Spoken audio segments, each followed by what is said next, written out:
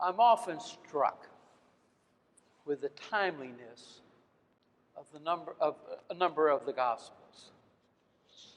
And I say this because I have grapevines at home, and they need pruning. And that is what I spent last Saturday doing. And it's a long task.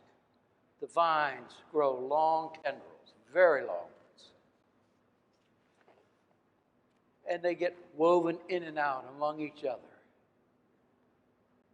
But only the first foot or so of a 10 or 12 foot tendril actually bears grapes. The rest of it is just green leaves and more green leaves. And after the grapes become ripe, come fall, the leaves fall off. And somebody has to go clip off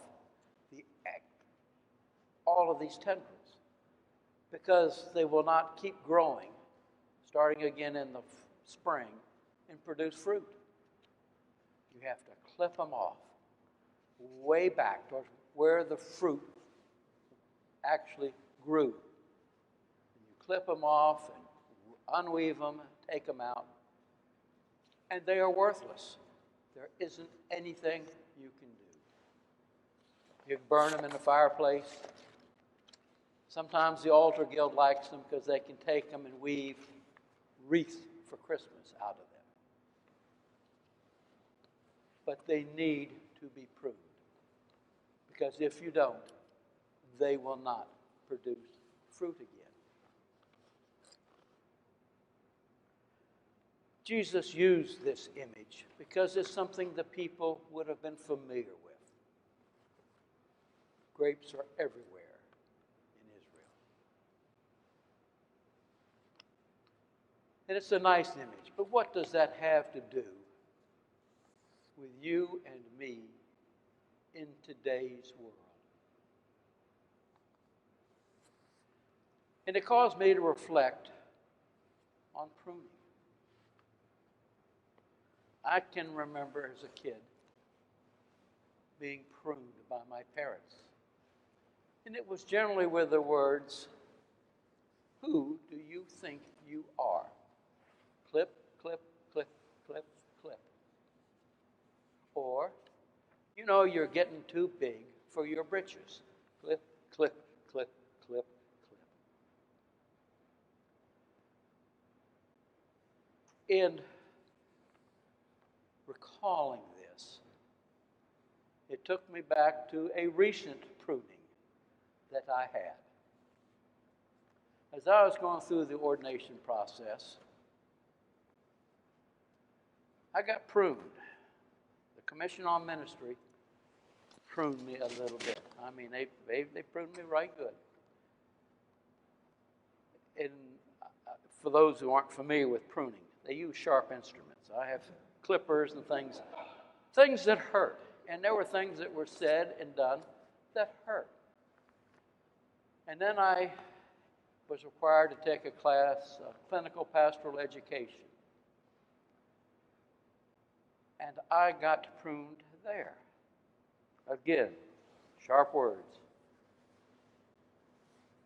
And it made me stop and think, what kind of fruit was I producing? Was I producing fruit? If so, was it good fruit? And I think they recognized that, yes, I was producing fruit, but I could produce much better fruit with pruning. And I got pruned. And I think I realized looking back, that it was for my own good. The fruit that I produced became better. And it is probably very true that each and every one of us, at times, needs pruning. We may get a little too big for our britches. We may think we're greater than we are. And pruning can solve this. And I ask each one of you, as this day progresses, to sit back and contemplate. Take some quiet time and look at your life. Are there places, are there branches that need to be pruned so that you can produce better or sweeter tasting fruit? Not a one of us is perfect. And it may be that it is time for some pruning. And it's not fun. But it is necessary. So I challenge you. Take a look. See if there are some things that need pruning. Really think about it.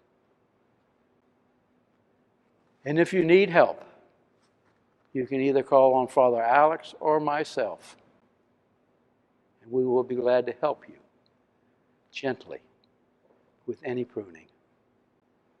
Amen.